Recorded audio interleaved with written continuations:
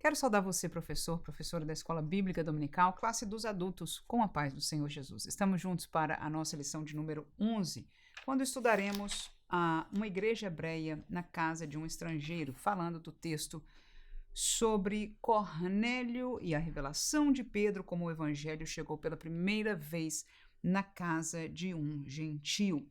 Então, como introdução desta lição, eu gostaria de questionar com você. Esse é o que eu faria se eu fosse usar esta maneira de ensino. Se você é novo por aqui, este canal nós disponibilizamos 2 tipos de classe. Uma delas é um formato como este aqui, que geralmente é o que eu uso. No entanto, nós também participamos com você a classe comentada, que é o que a maioria dos professores usa. Então, nós vamos estar neste vídeo aqui, fazendo a comentada, ou seja, estudando a partir, não é, da nossa revista. E a outra classe, eu estudo a revista e preparo um roteiro independente daquilo, da leitura, ainda que com certeza totalmente baseada naquilo que nós lemos. Mas esta classe aqui é a classe comentada, nós seguimos a revista e na nossa lição número 11 nós temos um textuário que eu achei bem interessante usá-lo como introdução para a nossa classe. O textuário, que é Atos 10, 47, diz assim: Respondeu então Pedro, pode alguém porventura recusar a água para que não sejam batizados estes que também receberam como nós o Espírito Santo? Este versículo tem algumas verdades, alguns ensinamentos, algumas ordens, ou seja, como funciona na vida do crente, alguns ensinamentos, por que não dizer teológicos, né? Que são importantes. E eu, quando vi que o textuário era este versículo, eu falei, olha, é uma boa oportunidade de nós meio que dissecarmos, aprendermos alguma coisa dele. Então, nós vamos estar trabalhando com, na introdução, este textuário, né? Atos capítulo 10, versículo 47, que é o textuário, e nós vamos questionar os alunos o que significa as seguintes coisas. Primeiro, no textuário você vê a palavra recusar a água. O que significa isso? Segunda palavra que eu vou colocar aí, receberam como nós o Espírito Santo. O que significa isso? Então, recusar a água é recusar de ser batizado em águas, ok? E claro, isso aí você vai esperar a resposta dos alunos, né? Mas é isso que está significando. Respondendo então, Pedro, pode alguém porventura recusar a água, ou seja, não batizar estes irmãos em águas, quando, cadê o texto? Para que não sejam batizados, ele mesmo diz, ou seja, fala a palavra, relaciona águas com batismo, né? Estes que também receberam, e aí vem a segunda pergunta, o que é isso? Receberam como nós o Espírito Santo. E a resposta disso aí vai estar pertinho daí no Atos capítulo 10, versículo 45 e 46. Mas a pergunta aí é essa, o que é isto receber o Espírito Santo? Você como professor pode colocar. Significa o Espírito Santo que nós recebemos na salvação, ou seja, quando nós somos salvos, no momento que nós somos salvos, porque é um fato. Quando alguém é salvo, quando alguém recebe a Jesus, quando alguém confessa a Cristo como seu Salvador, a Bíblia diz que o Espírito Santo vem viver dentro dele. Esta é uma maneira de alguém receber o Espírito Santo, e às vezes esta mesma linguagem aparece tanto no receber o Espírito Santo da salvação, como no receber o Espírito Santo do batismo. O batismo no Espírito Santo, que seria o revestimento, ok? Revestimento. Então a pergunta aqui é, está falando de receber o Espírito Santo como salvação ou está falando como batismo, que é o revestimento, que Jesus disse, olha, vão para Jerusalém e espere até que do alto sejais revestido de poder. Então, este revestimento de poder é o que nós conhecemos como batismo no Espírito Santo. Então, Atos capítulo 10, 45 e 46 vai dar a resposta aí.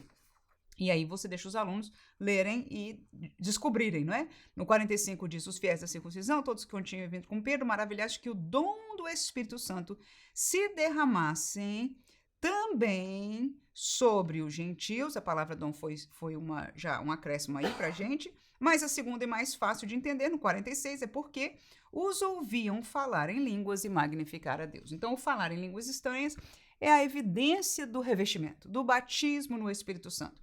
Então, o que significa recusar água? batizar em águas. Receber o Espírito Santo neste contexto aqui significa o revestimento de poder, o batismo no Espírito Santo, que é evidenciado por falar em línguas. Outra pergunta neste mesmo texto: quem é que batiza em águas? Quem batiza em águas? O crente. Isso, é o pastor, né? É o pastor. Um pastor, ou o pastor, um obreiro. Quem é que batiza no Espírito Santo?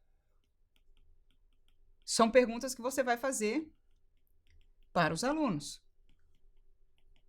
E aí vem uma pergunta interessante: quem é que batiza no Espírito Santo? É Jesus, isso. É Jesus, é Jesus. Lembra João Batista? Ele diz: eu vos batizo com água para o arrependimento, mas vem alguém após mim que vos batizará com o Espírito Santo e com fogo. Jesus também disse: fique lá que eu vou enviar para vós a promessa do meu Pai. O Pai prometeu, mas quem enviou foi Jesus. Então Jesus é quem batiza no Espírito Santo. Agora vamos mais uma perguntinha para a gente fechar com uma conclusão.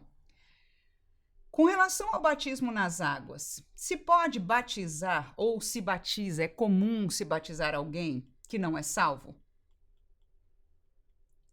Não. O batismo em águas é uma confissão de sua salvação. Então, quando alguém é salvo, que dá testemunho diante das pessoas, então ele geralmente vai para uma classe ou algum tipo de discipulado para ver se é isso mesmo que ele quer, caminhar com Cristo, e ele confessa publicamente a sua nova fé, a sua nova vida, através do batismo nas águas. Então, não se batiza um não salvo.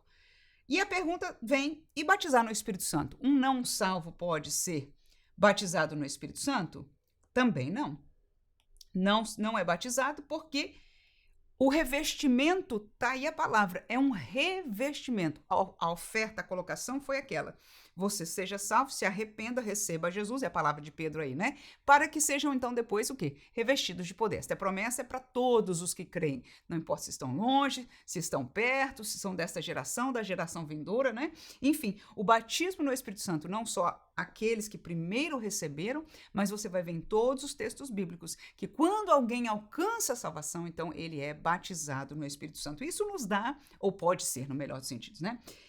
Nos dá algumas respostas acerca disso, porque este versículo aqui vai se tornar uma explicação de Pedro depois para os judaizantes, o pessoal lá de Jerusalém, melhor dizendo, e tornou-se uma explicação diante até dos judeus que estavam ali com ele, com Pedro. Porque ele diz: será que eu posso recusar? E essa seria a nossa conclusão, que eu quero tornar isto um ensinamento, uma conclusão. O que ele disse aqui? Será que nós podemos impedir que estas pessoas recebam o batismo que o homem faz, que o pastor faz, né? Da sua confissão? Será que nós podemos impedir a confissão pública de alguém que Jesus já deu a comprovação que foi salvo? Ou seja, é porque Cornélio e aquelas pessoas já foram regeneradas que Jesus os revestiu, dando um sinal que homem algum podia dar. Amém? Então, Pedro está dizendo: se Jesus, esta seria a conclusão, se Jesus batizou,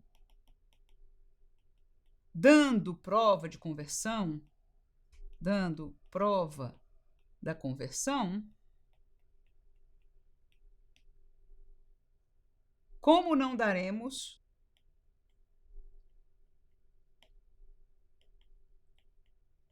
a ele o direito, né, de prova da sua confissão? Ou seja, a confissão, né, é o batismo em águas. Então, este versículo significa isso. Se Jesus disse por uma evidência dessa que eles são salvos, assim como nós recebemos o Espírito Santo, eles também receberam. É isso que o Pedro está dizendo aqui. E Jesus quem faz isso, ninguém pode fazer. Amém? Batizar o homem, mandar ele repetir a oração da salvação, todo mundo pode fazer. Mas batizar no Espírito Santo só Jesus pode fazer. Então, e não havia uma expectativa, ninguém nem conhecia disso na casa de Cornélio. Pedro conhecia, mas na casa de Cornélio ninguém tinha ouvido falar disso. Glória a Deus. Então, Jesus deu a prova de salvação. Quem somos nós para impedir? Porque ele falou isso porque sabia já, não só Pedro se questionava sobre o batizar de gentios, né? Mas ele saberia que os judeus também questionariam, e realmente aconteceu. Então está aí, como introdução, um assunto que eu acho teológico, importante, que nós podemos falar num nível que todos entendam. Eu espero em Deus que sim. No primeiro tópico, eu também gostaria de aproveitar para fazer algo diferente com a classe. Por quê? Porque se você for lá e se você está com a revista dos professores, na página 77, começa a introdução, né? Mas na página 78. O primeiro e o segundo subtópico, veja aí, a revelação de Deus aos gentios. O primeiro subtópico fala a visão de Cornélio e o segundo subtópico fala a experiência espiritual de Pedro, tá? Entre estes dois subtópicos, eles estão recontando a história que nós lemos como leitura bíblica em classe. Agora, seria interessante, e é o que eu faria e eu estou propondo para você, como uma atividade que você pode fazer com os alunos. Ao invés de nós lermos de novo, falarmos de novo, por que nós não, tipo assim, encenamos isso aqui? E aí você pode usar desde uma maneira mais simples, que é a que eu vou explicar para você aqui agora, a uma encenação, literalmente, dividir a classe em grupos, colocar isso aí para fazer uma coisa mais encenada, ou mesmo que não seja de pé, em grupos sentados, etc. Mas eu vou fazer aqui a parte mais simples, porque para alguns grupos de adultos é o que vai ser mais próprio. Mas se você tem uma classe que é só de irmãos, ou só de irmãos, né, e que o pessoal é bem interessante, assim, interessado em fazer coisas mais enfim, como essa de encenação, tudo bem, pode fazer também, eu acho que é bastante interessante, mas respeitando a realidade da maioria das classes dos adultos, nós podemos fazer uma coisa interessante e ao mesmo tempo simples aqui. Então essa encenação seria o seguinte, você vai ao texto bíblico de Atos capítulo 10, tá? Aqui eu vou usar a Bíblia ao invés da lição, porque eu não vou pular os versículos, você veja aqui, eles foram até o versículo 48, né? E nós podemos ir até o mesmo texto, começando o versículo 1, mas eles pularam. Veja que do 8 até o 21, essa parte não está. Agora, o que eu faria é ler no capítulo 10 de Atos totalmente, só que aí a gente dividiria em grupos. Alguém seria o anjo, alguém seria, vou colocar um primeiro aqui, tá? Desculpa que eu falei do anjo, mas um seria o narrador.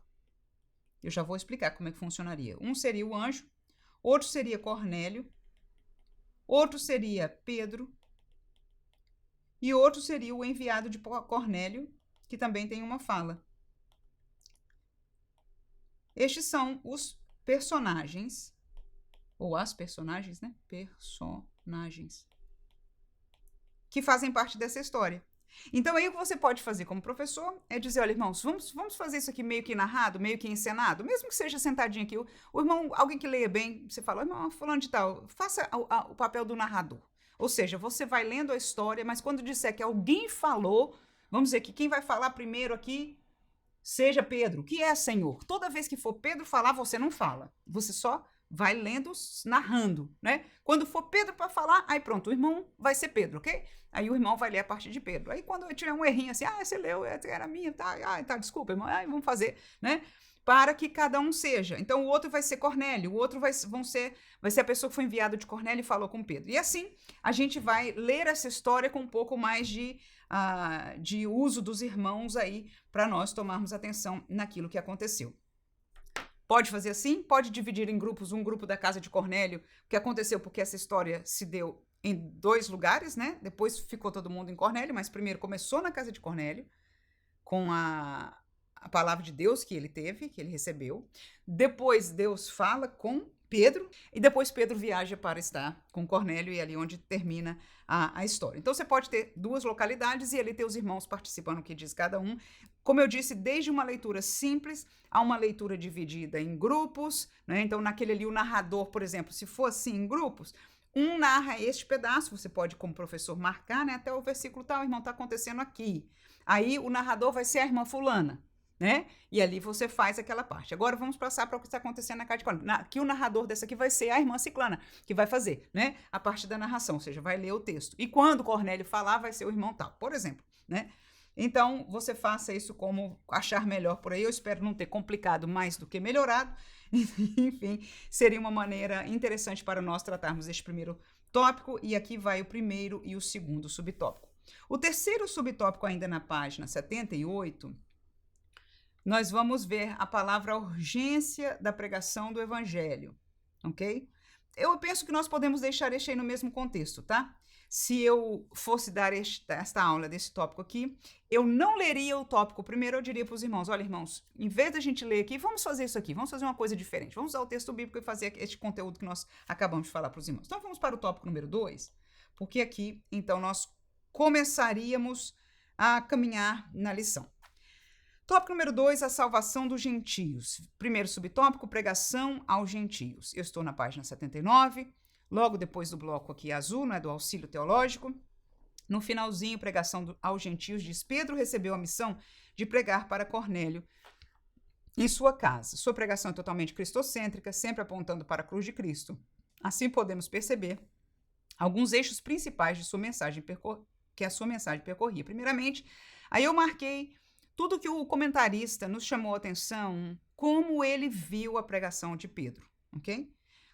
Para o comentarista chamar a atenção disso, ele está querendo dizer que ele, ao ler a pregação de Pedro, as palavras que Pedro disse para Cornélio, ok? Lembra-se, você já com certeza nessa altura já leu bem a história, já conhece bem.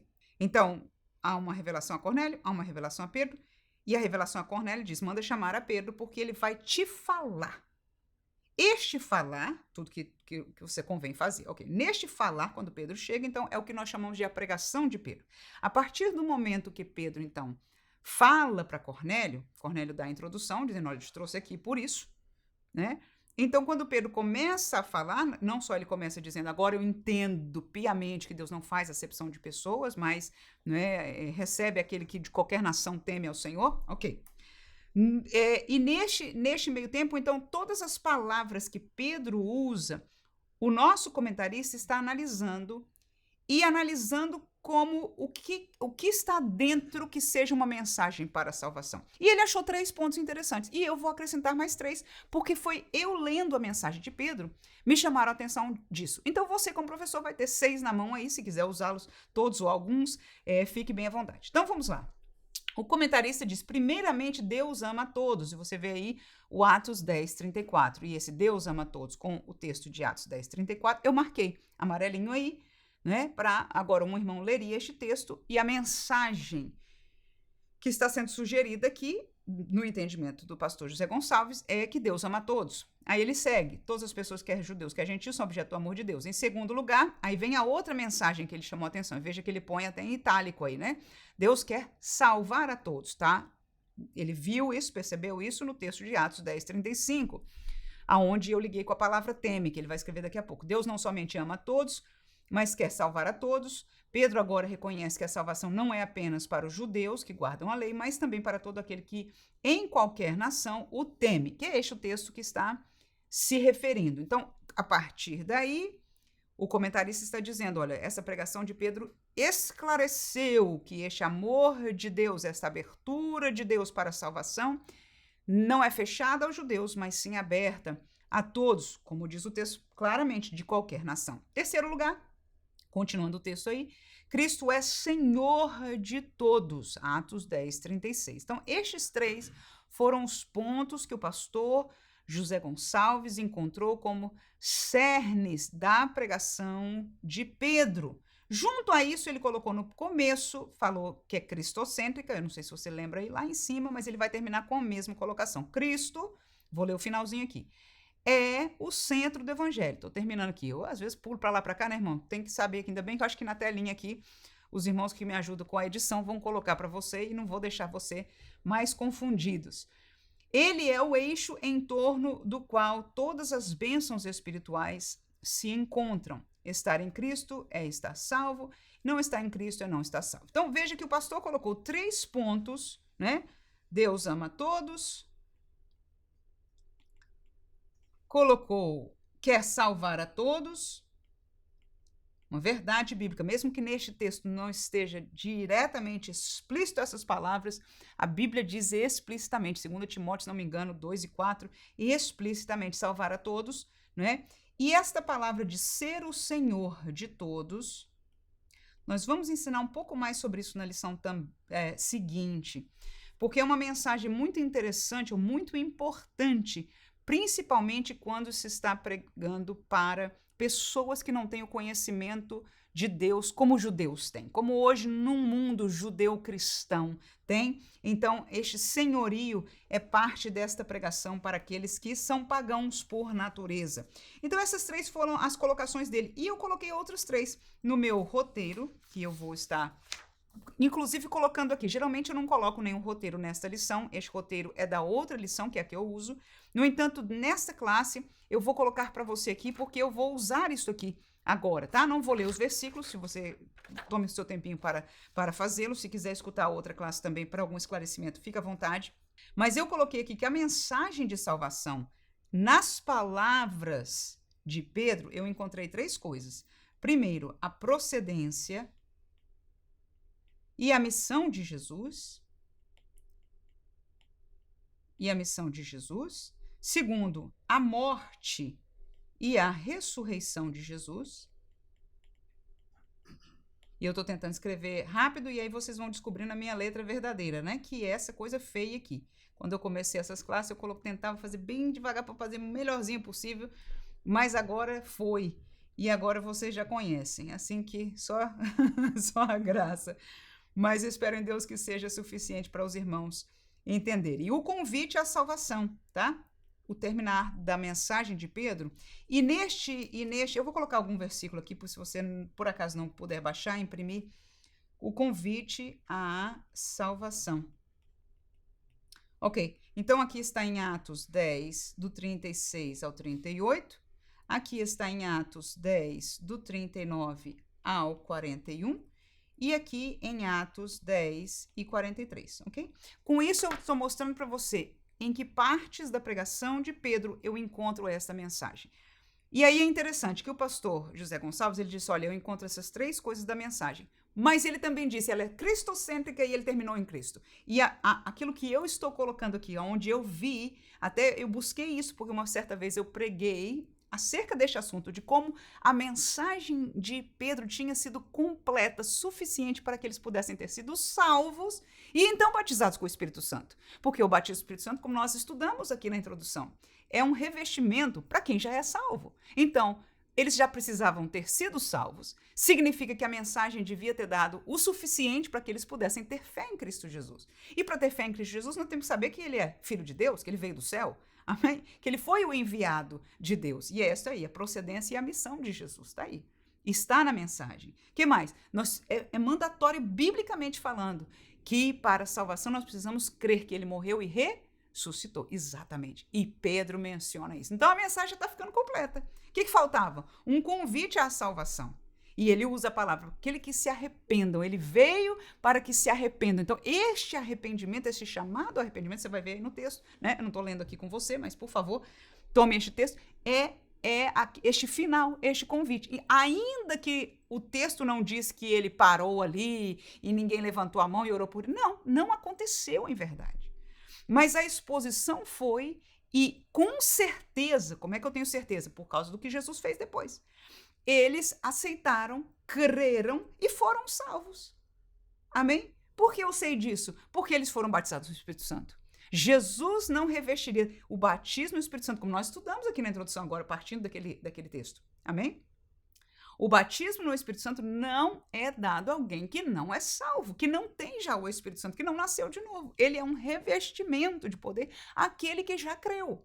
Então foi rápido, né, que Deus quis fazer assim. No caso de Cornélio, para dar testemunho, uma situação bastante especial. Mas quando Pedro viu isso, foi de Deus, com certeza, com certeza. Mas ele diz, como é que a gente vai recusar a água, a confissão pública? Não, que Deus está nesse assunto, da revelação, da visão que eu tive, aquilo que foi revelado a Cornélio, tudo está certinho aqui. Vamos batizar estes irmãos, porque são nossos irmãos agora em Cristo Jesus. Amém? Então este é o segundo tópico, primeiro subtópico. Segundo subtópico, a conversão dos gentios, e eu marquei aí este primeiro versículo, essa primeira parte, que é o que a gente já falou aqui neste primeiro subtópico. Olha lá. A mensagem da cruz é um chamado, a conversão dos gentios, a mensagem da cruz é um chamado ao arrependimento. Atos 10, 43, que foi exatamente, olha lá, o convite à salvação que eu coloquei aqui, né, como parte da mensagem que eu percebi de Pedro. Vamos seguir. Todos os que arrependidos, crerem em Cristo, serão perdoados e, portanto, salvos. E essa palavra é interessante, irmão. Eu botei amarelinho aí, perdoados e, portanto, salvos. Porque às vezes a gente meio que se briga, não se entende muito bem, né? Quando fala de salvação, principalmente quando fala do Antigo Testamento, mas no cerne eu gostei tanto que o meu querido pastor José Gonçalves falou isso aí, porque é verdade. né? A salvação é nos livrar da condenação. E o que nos leva à condenação é a nossa situação presa no pecado. Então, quando alguém está livre, o preço do pecado foi pago, o pecado foi tirado da sua conta diante de Deus, então você já é salvo. Claro que eu sei que é pela fé. Claro que eu sei que num tempo passado as coisas eram diferentes, na lei diferente do que na graça. Mas o importante é nós termos este entendimento, e eu fico feliz por um pastor do peso do pastor José Gonçalves colocar isso. Por quê? Porque vai ajudar para você botar nesse bolsinho aqui. Não é uma coisa muito desta nossa aula, mas que nós tenhamos isso aí, né? Aquele que é perdoado é salvo, é consequência. É a sua salvação. Na soberania e graça, Deus havia incluído no seu plano, eu estou continuando a leitura aqui, finalzinho da página 79, de salvação todos os não-judeus que arrependidos professariam o nome de Jesus Cristo. Ninguém é salvo à força. É preciso crer em Jesus Cristo para receber a salvação. Tanto judeus quanto gentios necessitam se arrepender para ser salvos. Os judeus acreditavam que o privilégio da salvação era exclusividade deles e que, portanto, os gentios estavam excluídos. E nós vemos isso porque Pedro, como ele reagiu, né, àquilo que Deus estava lhe mostrando e ao entrar na casa de Cornélio. Vamos seguir aí? O Criador havia mostrado que isso era um erro. Posteriormente, os judeus convertidos reconheceram maravilhados que Deus, por meio do arrependimento, abriu a porta da fé para os gentios, ou seja, era um mistério, Paulo fala disso, né? Um mistério que estava oculto, mas agora através da igreja foi manifestado. Esta igreja de hoje é uma igreja que contém a todos, de qualquer nação, de qualquer etnia, desde que tenha credo em Jesus, ou seja, neste tempo da graça, é uma realidade diferenciada de antes, mas que é um mistério que agora já é revelado. Portanto, lendo aí a última frase, ele salvou os gentios que demonstraram fé em Jesus e se arrependeram de seus pecados. Então, está fechando aí o pastor com a mensagem que eu encontrei em Pedro. Então, nós estamos juntando as coisas. Somente aquele que depois aqui colocou da conversão e colocou os passos de uma maneira explicativa, e nós encontramos estes passos no próprio texto, amém? Para que eu pudesse concluir que a pregação de Pedro foi completa no sentido de garantir a possibilidade pragmática de que a Cornélio fosse salvo. Entendido? Se tiver alguma dúvida, o irmão fica à vontade de deixar uma pergunta para nós, mas eu penso que está bem claro. Vamos ao terceiro e último subtópico da nossa lição, amém? O Espírito derramado sobre os gentios. Nós fazemos uma pergunta para os irmãos e eles não vão responder. Eles vão encontrar na leitura a resposta do pastor. Só para mudar as coisas um pouquinho, amém? Então, você vai fazer uma pergunta antes de ler o subtópico. E aí, irmãos, não respondam ainda. Vamos ver o que o pastor, que está nos dando comentário, responde, amém? Então, tá lá. Primeiro subtópico, que é intitulado O Espírito Prometido, a minha pergunta é, esta promessa é a todos ou a pessoas especiais? Qualquer tipo de especial, aí não vamos entrar no mérito. Mas é para todo mundo ou é para alguns tipos de pessoa? Esta promessa. Segundo, é uma promessa para aquele tempo, vamos colocar aqui, sim, aquele tempo somente, ou, e o ou fica aqui no meio, né? Ou para hoje também. Ou seja, a promessa do recebimento do Espírito Santo, e aqui já estudamos sobre isso lá na introdução, lembra, né? Nós não estamos falando do recebimento do Espírito Santo, da salvação, estamos falando do revestimento de poder, para hoje também. Então, a segunda pergunta. Então, nestas duas perguntas, vamos ver se o pastor José Gonçalves nos responde isso, ok? Vamos lá. O Espírito Prometido, o batismo no Espírito Santo, e já concordamos que estamos falando do batismo, experimentado pelos gentios na casa de Cornélio, foi um dos fatos mais marcantes que aconteceu nos dias da igreja primitiva. Anos mais tarde, durante o primeiro concílio da igreja de Jerusalém, Pedro faz referência a esse fato como sendo uma das promessas feitas por Deus aos gentios. E aí o texto é Atos 15 e 17. Assim, o recebimento do Espírito Santo, incluindo a experiência pentecostal do batismo no Espírito Santo, era a bênção de Abraão, feita aos gentios. Tá? Ele citando Gálatas 3,14. Pedro já havia dito, citando a profecia de Joel, lá quando o Espírito desceu, né? Que o batismo no Espírito Santo era uma promessa de Deus a toda a carne. E está aqui a resposta primeira, tá vendo? A todos, a promessa é a todos ou a pessoas especiais? A promessa é para todos. Agora, outra pergunta interessante, vão receber todos? Não. Vão receber os que creem, os que são salvos e os que buscam o batismo no Espírito Santo, não é assim? Então, nós sabemos isso não só biblicamente, vários exemplos, mas na prática também. Não é todo mundo que é porque, para todos, todo mundo fala línguas estranhas e recebeu o batismo do Espírito Santo. Não. Primeiro tem que ser salvo. E é para todos os salvos? A promessa é para todos os salvos. Pedro falou, a Bíblia fala em mais de um texto, a promessa é para todos, mas todos recebem não. Alguns porque não pedem, alguns porque desconhecem. Enfim, historicamente e biblicamente nós vemos esta realidade. Agora, o desejo de Deus é o que, irmãos? Amém. É para que todos nós recebamos esta promessa. Glória a Jesus. Então vamos ler aí. Já está a primeira resposta que o pastor colocou, né? A todos aqui. Seguindo. A promessa, portanto, não se limitava mais aos judeus, nem tampouco a uma classe especial, reis, profetas e sacerdotes, mas a todos quantos nosso Deus chamar. E aí está Atos 2:39, que eu vou ter que ler com você para a gente ter a segunda resposta, porque ele mencionou e a resposta está lá, e eu pensei que estava escrito aqui. Eu e você e todos os que creem em Cristo somos contemplados com essa promessa de Deus. Está aqui a resposta dele também. Se eu e você e todos os que creem somos contemplados com essa promessa, e a gente vive hoje ou vive no tempo passado?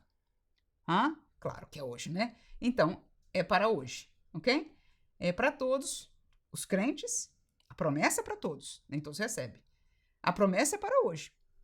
Volto a dizer também, não só para hoje, para ontem, desde o dia que desceu, né? A promessa é para todos. E Atos 2:39 está claro aí este texto da palavra de Deus. Vamos lá, dar rapidinho nele, porque diz, porque a promessa, e era Pedro explicando logo depois que, primeira pregação dele, né?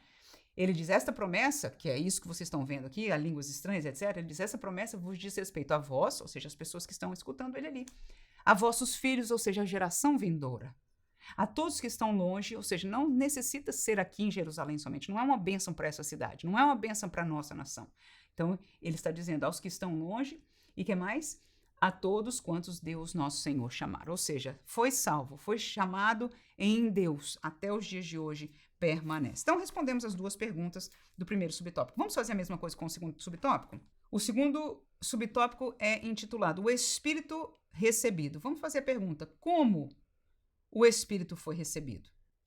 Leiamos. Como vimos, logo após os gentios terem recebido a palavra de Deus, isto é, se convertido à fé cristã, o Espírito Santo foi derramado sobre os crentes gentios de Cesareia. E os fiéis que eram da circuncisão, todos quantos tinham vindo com Pedro, maravilhavam-se de que o dom do Espírito Santo se derramasse também sobre os gentios. Ok, então desceu, foi derramado, inclusive a palavra é bem interessante aí, bíblica, derramado. Vamos lá. Este derramamento do Espírito veio acompanhado pela evidência física do falar em outras línguas. Então está aí como? Veio com uma evidência, que era o falar em línguas estranhas.